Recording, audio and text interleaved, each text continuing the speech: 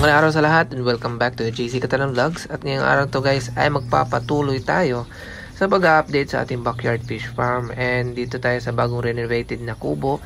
And andyan pa rin yung ating trapalpan sa ating koi fish.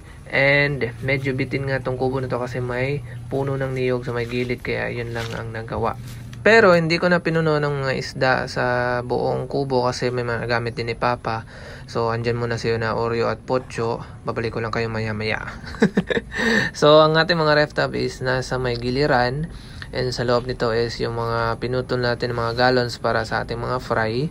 At sa mga drop na female. So walang laman yan. Yung iba may laman na. And naka-pahash na rin tayo ng brine shrimp. And hanguin natin yan maya maya. So nag-aerator pala ako sa kanila kasi wala pang budget para compressor. Second hand lang lahat yan. So may mga tatlo tayong aerator, pero dalawa lang gumagana pa dyan yung ginamit ko dito sa 4 at pang 5 pala yun. Wala pang laman. And bala ko sana mag-compressor dito sa ating rack na puro aquarium. So second hand ko lang din nabili ang rack na to sa aking kaibigan. Pero yung mga tank is puro brand new except dito sa dalawa. Ginawa ko lang to out of mga tira-tirang glass galing sa mga order natin. At ito ang nabuo. So nilagyan ko na rin ng hose para sa ating compressor. Soon pag makabili na tayo ng compressor para diretso na lang kabit. So may mga laman na to. At hindi pa sila nalinisan. Ito na bawasan ko na ng tubig kasi medyo matamlay, kaya ayan, binawasan ko na. Kasi umulan, uminit ang panahon dito sa amin. Ewan ko lang sa inyo kung ganun din ba. Lahat dito nilagay ko, hindi ko pa ni-release except dito sa 4 na tank na to kasi may mga yellow glass belly koi na tayo dyan na pwedeng i-release. Ito lang natira. Ang yellow dragon to, island born from Vietnam sana. Kaso na dead yung female kamakailan lang. Ito hindi ko pa nalinisan. Luma na yung dalawa na yan. And dito sa ilalim is yung mga fry at saka breeder na magdadrop na nilagay ko dyan. Ito walang laman to lahat mga gallons. Puro to. Walang laman isda. May laman na tubig.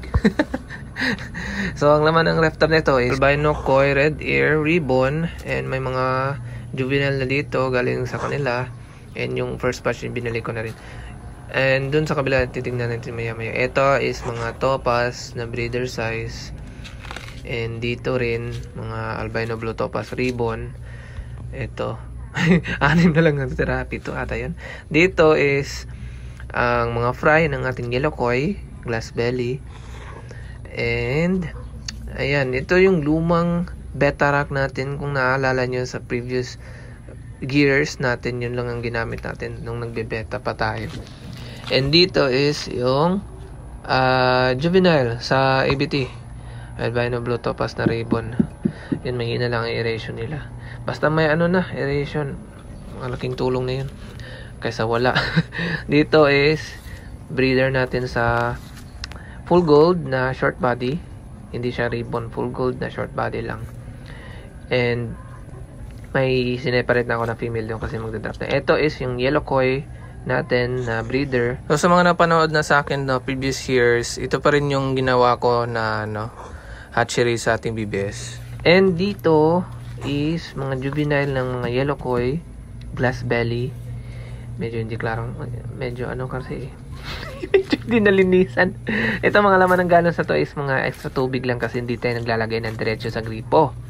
So yun lang ang laman lahat ng ating ayan, except dyan may beta dyan isa. At dito buhay pa yung ating trapalpan na ginawa pa natin nung 3 taon na ata ito nakakaraan. At yun pa rin yung koi na nakalagay dyan. Nabawasan na sila kasi namatay yung iba. Pero ito pa yung mga survivors sa ating mga nauna pang pond. Nasa ngayon is hanguin muna natin yung brine shrimp natin na na siya, 24 hours na siya. So ayan, kuklose ko lang tong valve na to at ililipat ko muna tong aerator dyan para hindi masayang hangin.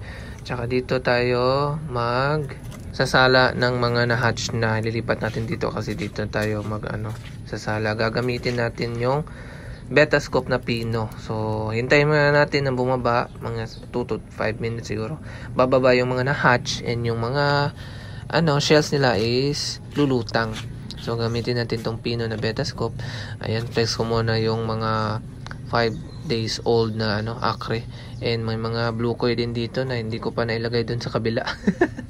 And ayan, ibang mga fry sa topaz, sa full gold. Ayan yung malapit na mga anak na full gold na female short body. Ito din short body na glass belly koi na malapit na rin to.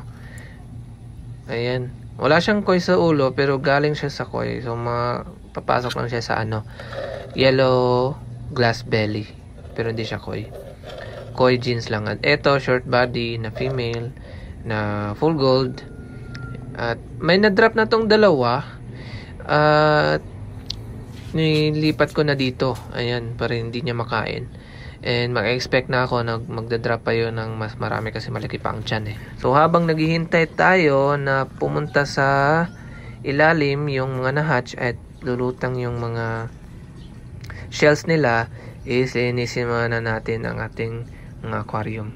Tara!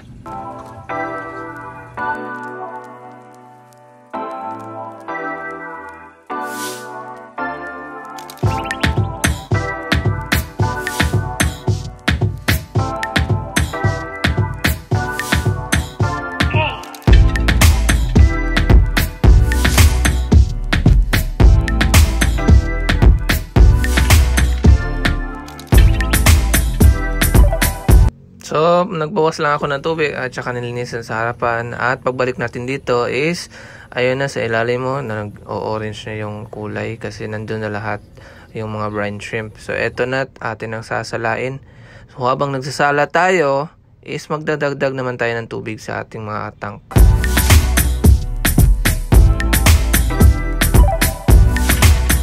So yung mga laman ng mga gallons natin, plastic gallons, is mga stock water na, pero galing siya sa gripo. Mga 2 to 3 days na siyang stock, and goods for na siya, para sa isda, para wala ng chlorine yun. So magpapakain muna tayo ng mga brine shrimp. Hindi lang to dito sa may kubo, pati na rin sa ating ref tub setup. So yun lang muna ang update sa ating ref tub setup at saka dito sa ating renovated na kubo.